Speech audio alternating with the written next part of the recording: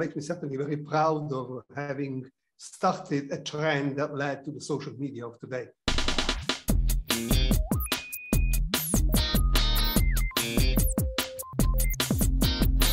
When you see people using their phones and they're snapping pictures and sending them, they're going online immediately. Our picture was the first to do something like that.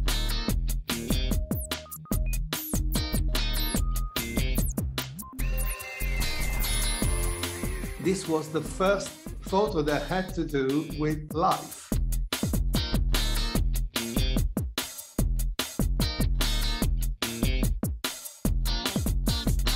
We call it the first social photo on the web because everything before had to do with physics, for which the web was invented.